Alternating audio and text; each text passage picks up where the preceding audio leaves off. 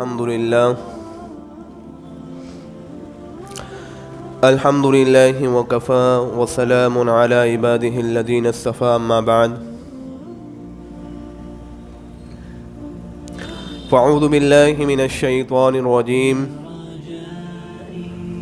بسم الله الرحمن الرحيم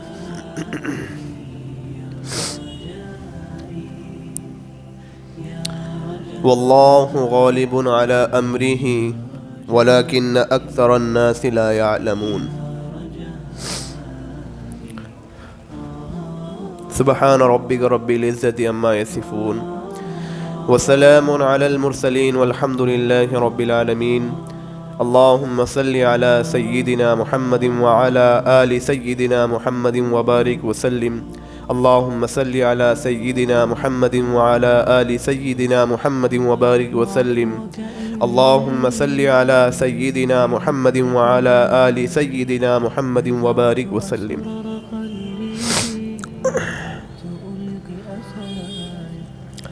برادران محترم و برادران عزیز،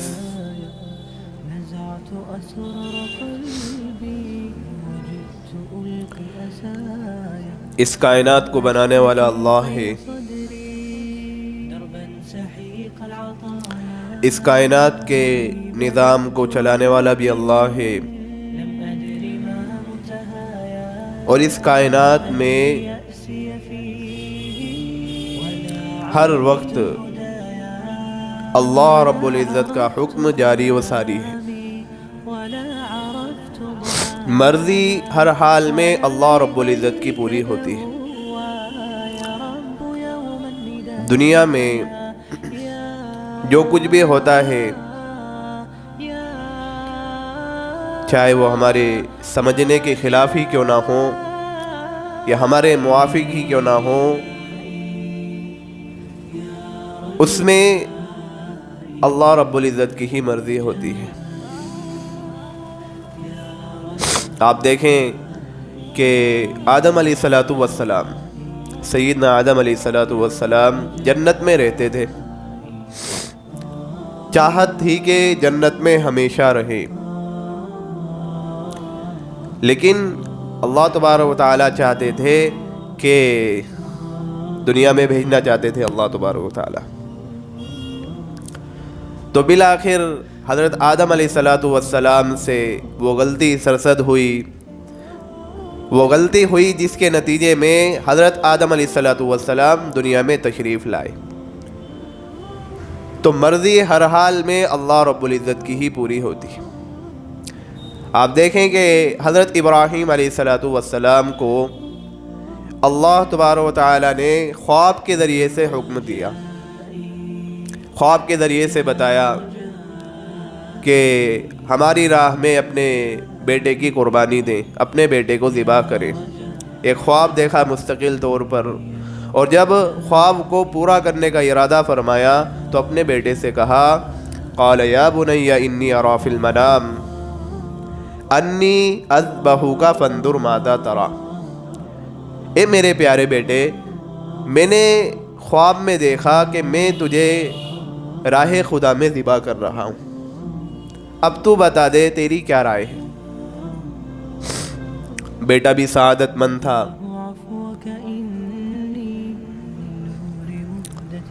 تو حضرت اسماعیل علیہ السلام نے فرمایا قال یا ابت افعل ما تؤمر ستجدنی انشاء اللہ من الصابرین، کہ ابا جان آپ کر گزریے اس کام کو جس کا اللہ نے آپ کو حکم دیا، اور میرا مسئلہ تو ستجدنی انشاءاللہ من الصابرین، کہ ان قریب آپ مجھے صابر و شاکر پائیں گے.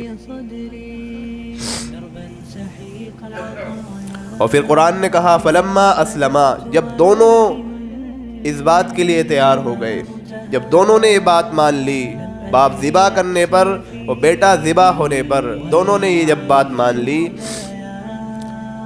کہ حضرت ابراہیم علیہ السلام نے اپنی چھری کو بھی تیز کر لیا، اپنے بیٹے کو لیٹا بھی دیا. یہ جو کام انجام دیا جا رہا تھا اس میں بھی اللہ کی چاہت تھی. بھئی اللہ نے ہی خواب کے ذریعے سے حکم دیا کہ بیٹے کو ذبح کریں، لیکن اب اللہ کی چاہت کیا ہے؟ اللہ کی چاہت یہ ہے کہ اب بیٹا ذبح نہ ہو. اللہ کی چاہت یہ تھی کہ اب بیٹا ذبح نہ ہو، تو پھر بیٹے اسماعیل کی جگہ پر جنت سے وہ دمبا رکھوایا گیا اور چھری اس کے حلق پر چلی. تو مرضی جو ہوتی ہے وہ ہر حال میں اللہ رب العزت کی پوری ہوتی ہے. میرے بھائیوں، یہ طے شدہ بات ہے، یہ طے شدہ بات ہے کہ مرضی ہر حال میں اللہ رب العزت کی پوری ہوتی ہے. اگر ہم اس راز کو سمجھ لیں، اگر ہم اس راز کو سمجھ لیں تو ہمارے لیے بندگی بڑی آسان ہو جائے. بات کو ماننا اور احکام شریعت کے آگے سر جھکانا یہ ہمارے لیے آسان ہو جائے.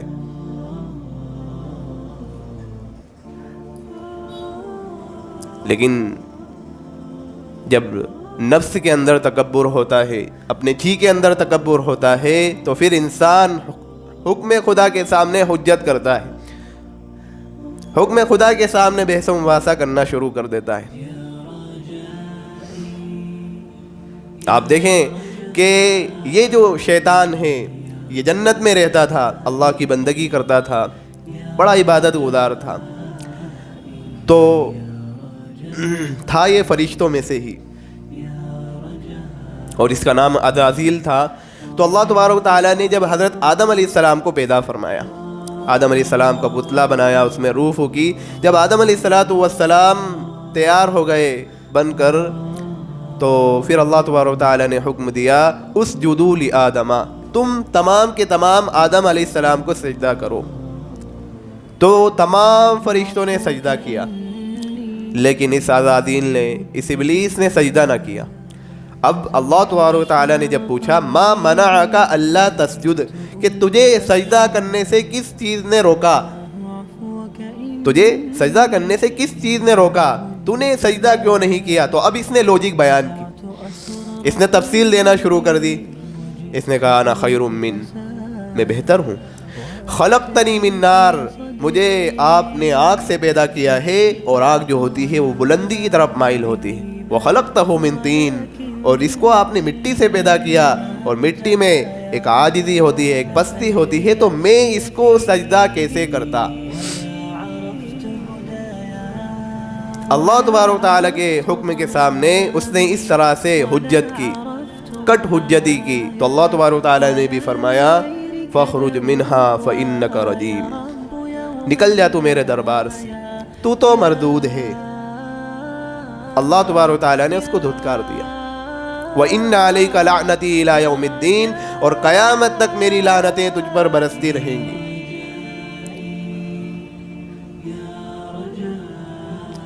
تو شیطان نے حکم خدا کے سامنے یہ معاملہ کیا.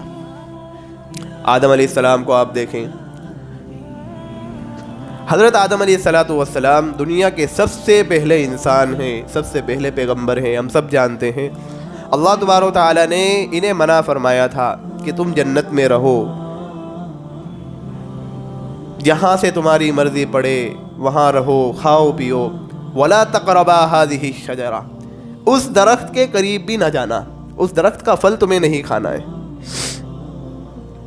لیکن شیطان جو تھا، شیطان فوسوس لهم الشیطان لیبدی لهما ما اوری عنہما من سوآتہما وقال ما نہاکما ربکما عن هذه الشجرة الا ان تکونا ملکین او تکونا من الخالدین وقاسمہما انی لکما لمن الناصحین. لیکن اس نے وسوسہ ڈالا اور قسمیں دے دے کر کہا کہ اللہ تبارک و تعالیٰ نے تمہیں جو منع کیا ہے وہ اس لیے منع کیا ہے کہ تم اس درخت کے پھل کھانے سے کہیں فرشتہ نہ بن جاؤ، یا تم ہمیشہ یہاں پر رہنے والے نہ بن جاؤ. اگر تم نے اس درخت کا پھل کھا لیا تو پھر تم ہمیشہ ہمیشہ کے لیے جنت میں رہو گے.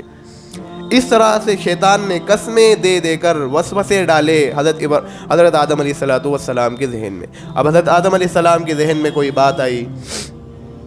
حضرت آدم اور حوا دونوں نے وہ درخت کا پھل کھایا، اور وہ جو گندم کا دانہ تھا، قرآن نے اس بات کی گواہی دی کہ گندم کا دانہ کھاتے ہوئے حضرت آدم علیہ السلام کے دل میں نافرمانی نہیں تھی. وَلَمْ نَجِدْ لَهُ عَزْمًا، کہ ہم نے ان کے اندر نافرمانی کا ارادہ نہیں پایا. یہ تو ایک بھول تھی، یہ صرف ایک بھول تھی. اب جب بھول ہو گئی اور اللہ تبارک و تعالیٰ نے حضرت آدم علیہ السلام سے فرمایا کہ آدم ہم نے تم سے منع نہیں کیا تھا کیا؟ ہم نے تم سے نہیں کہا تھا وَلَا تَقْرَبَا هَٰذِهِ الشَّجَرَةَ کہ تم اس درخت کے قریب نہ جانا، اس درخت کا پھل نہ کھانا؟ اب یہاں پر آدم علیہ السلام نے کوئی لوجک بیان نہیں کی، کوئی تفصیل نہیں دی.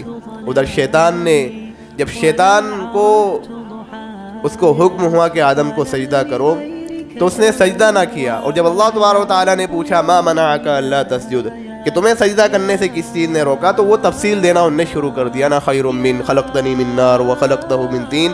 لیکن آدم علیہ السلام یہاں پر آدم علیہ السلام نے کوئی تفصیل بیان نہیں کی. آدم علیہ السلام نے کوئی تفصیل بیان نہیں کی. بہرحال حضرت آدم علیہ السلام دنیا میں اتار دیے گئے.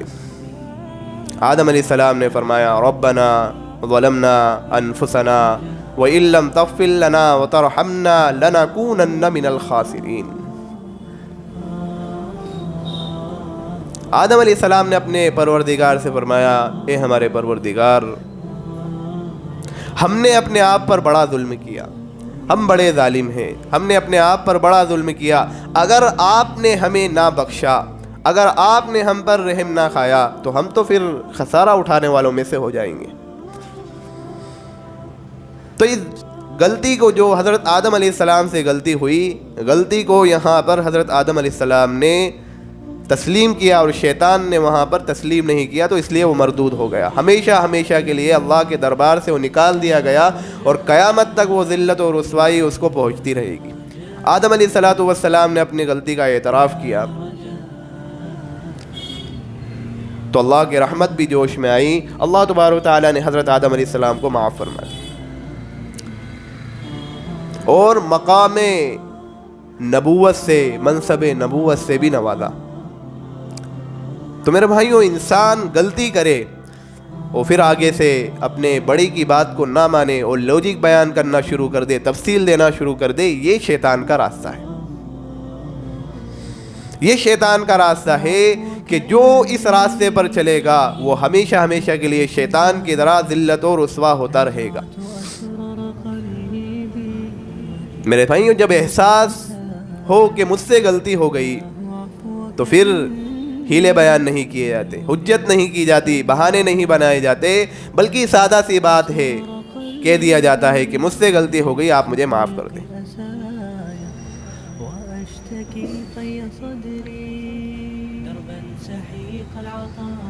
اللہ تبارک و تعالیٰ کے حکم کے سامنے حجت نہیں کی جاتی.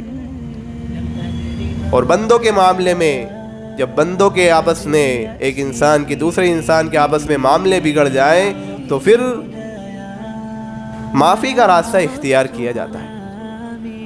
یہ حضرت آدم علیہ السلام کی ہی سنت ہے کہ حضرت آدم علیہ السلام نے معافی کو ہی پسند فرمایا.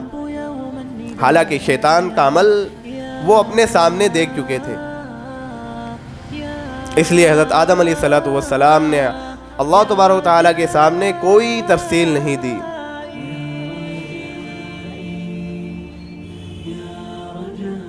تو میرے بھائیوں، ہمارے اندر ماننے کی بات ہونا چاہیے.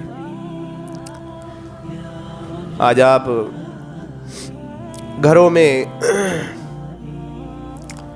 یہ مسئلے پیدا ہوتے ہیں، یہ مسئلے آتے ہیں کہ بیویاں وہ اپنے شوہروں کی بات نہیں مان رہی ہوتی، اپنے شوہروں کی نافرمانی کرتی ہے.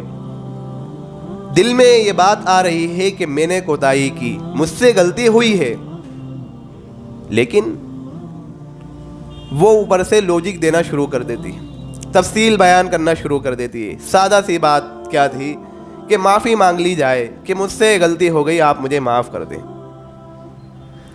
لیکن وہ تو لوجک دینا شروع کر دیتی ہے. آپ اگر بیوی سے کہیں کہ نماز پڑھ لو تو پھر آگے سے یہ جواب دیا جاتا ہے کہ تمہاری مائیں اور تمہاری بہنیں کون سی نمازیں پڑھتی ہیں؟ تمہاری مائیں اور تمہاری بہنیں کون سی نمازیں پڑھتی ہیں؟ یا یہ جواب ملتا ہے کہ تمہیں اپنی قبر میں جانا ہے، مجھے اپنی قبر میں جانا ہے. یہ سب حجت ہے، یہ کٹ حجتی ہے، اور کٹ حجتی انسان کو ہمیشہ ذلیل بنا کر رکھ دیتی ہے۔ کٹ حجتی یہ انسان کو ذلیل کر کے رکھ دیتی ہے۔ اور میرے بھائیوں، آج ہمارے اندر بھی دراصل ماننے کی بات کم ہے، ہم منوانا تو چاہتے ہیں لیکن ماننا نہیں چاہتے۔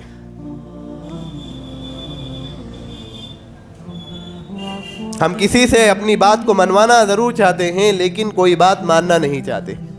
اور نبی علیہ الصلوۃ والسلام نے اپنے صحابہ سے بیعت لی تھی، اسمعوا واطیعوا، کہ تم جو سنو گے اس کو مانو گے اور اطاعت بھی کرو گے۔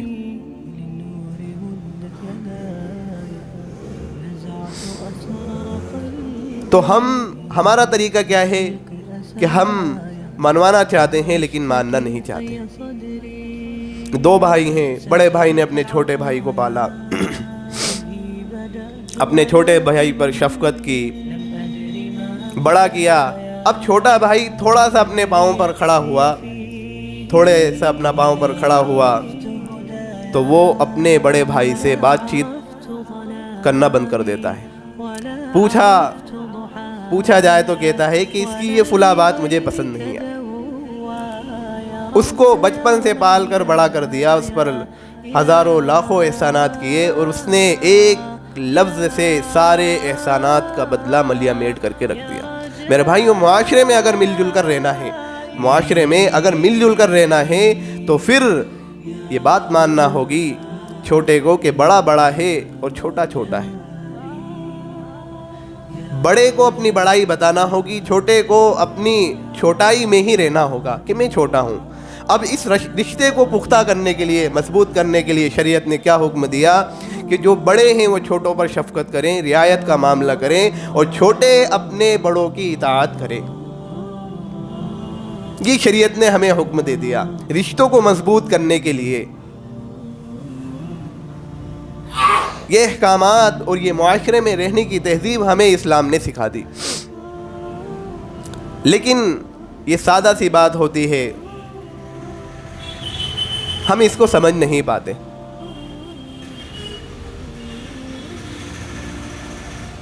آج آپ گھروں میں دیکھیں گے کہ سالوں سال شادیوں کے ہو جاتے ہیں، میاں بیوی کے درمیان اگر ان کے آپس میں ہی اگر وہ اپنی زندگی کو دیکھیں تو انہیں یہ پتہ ہی نہیں چل پاتا کہ بھائی چلتی کس کی ہے۔ شوہر ایک بات کرتا ہے، بیوی اس بات کو ٹالنے کی کوشش کر رہی ہوتی ہے۔ تو یہ آپس میں ایک زندگی ہے، اس میں بھی یہ ٹالم ٹولی چلتی رہتی ہے، حالانکہ قرآن نے سادہ سی بات کہہ دی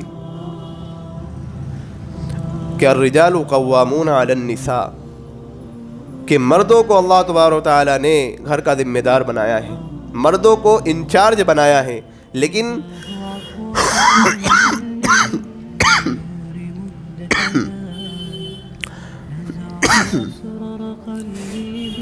ہم یہ بات سمجھ ہی نہیں پاتے۔ میرے بھائیوں، ہمیں یہ سمجھنا ہوگا کہ بات ماننا، بات کو سننا اور ماننا، ان دونوں باتوں کو ہمیں سمجھنا ہوگا۔ کتنی عجیب بات ہے کہ قرآن نے ہمیں اس کی تعلیم دی لیکن ہم سمجھ نہیں پائے، لیکن غیروں نے اپنے معاشرے میں مادی اعتبار سے ترقی پانے کے لیے اس بات کو سمجھ لیا۔ جو مینجمنٹ کے کورس ہوتے ہیں، مینجمنٹ کی جتنی کتابیں ہیں میرے بھائیوں، اس میں اس طریقے سے ان کے ہاں یہ اصول لکھے ہوئے ہیں۔ ٹو رول آف مینجمنٹ، اس طریقے سے کہ مینجمنٹ کے دو اصول ہیں، باس از آلویز رائٹ، کہ بڑا ہمیشہ وہ ٹھیک کہتا ہے، بڑے کی بات سننا چاہیے، بڑے کی اطاعت کرنا چاہیے۔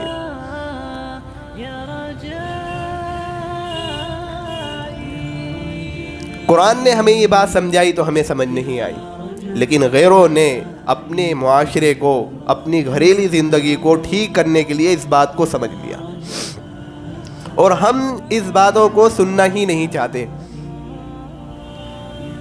میرے بھائیوں، یہ جو قرآن اور حدیث کا جو معاملہ ہے،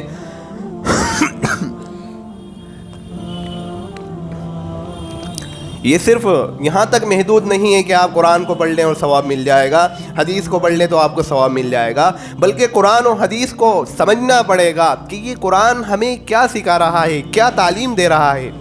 حدیث میں رسول اللہ صلی اللہ علیہ وسلم نے حدیث ہمارے سامنے آ رہی ہے تو ہم سر جھکا کے اس کو سن لیں اور سمجھ رہے ہیں کہ ہم ثواب پا رہے ہیں۔ میرے بھائیوں، ثواب تو مل رہا ہے، لیکن حدیث کو کتنا ہم سمجھ رہے ہیں؟ جس کے اندر آپ دیکھیں کہ جس کے اندر ماننے کی عادت نہیں ہوتی، وہ صرف منوانا چاہتا ہے، تو اس کے سامنے آپ دین کی باتیں کریں تو وہ کہے گا، یا تو وہ جی میں اپنے جی میں کہے گا، نفس میں یہ کہے گا ہاں سب معلوم ہے، سب جانتے ہیں، یا آپ کے منہ کے سامنے کہہ دے گا ہاں سب جانتے ہیں۔ بھائی جانتے سب ہیں لیکن مانتے کتنا ہے؟ قرآن صرف جاننے کا نام نہیں، حدیث صرف جاننے کا نام نہیں ہے، قرآن اور حدیث ماننے کا نام ہے۔ میرے بھائیوں، قرآن اور حدیث کو صرف ہم نے الفاظی اعتبار سے، یہ جو قرآن، یہ جو حدیثیں لکھی ہوئی ہیں اور قرآن جو لکھا ہوا ہے، ہم صرف اس کو الفاظی اعتبار سے پڑھتے چلے جا رہے ہیں۔ قرآن کیا کہہ رہا ہے اس کو ہمیں سمجھنا ہوگا۔ آج تفاسیر، بڑی مستند تفاسیر موجود ہیں، ہر اعتبار سے، ہر زبان کے اعتبار سے اس کا ترجمہ ہو چکا ہے۔ آپ اگر چاہیں ہندی میں پڑھنا چاہیں تو ہندی میں آپ کو تفسیریں مل جائیں گی، حدیثیں ہندی میں مل جائیں گی، لیکن ہم سمجھنا ہی نہیں چاہتے۔ میرے بھائیوں، جب تک قرآن و حدیث کو ہم نہیں سمجھیں گے، قرآن و حدیث کے معنی اور مفہوم پر ہم غور نہیں کریں گے، تو ہمیں جو زندگی جینے کے اصول ہیں وہ بھی سمجھ نہیں آئے گا کہ قرآن ہمیں زندگی جینے کے کیا اصول بتا رہا ہے۔ اس لیے میرے بھائیوں، قرآن اور حدیث کو پڑھنے کے ساتھ ساتھ سمجھنے کی بھی عادت ڈالیں۔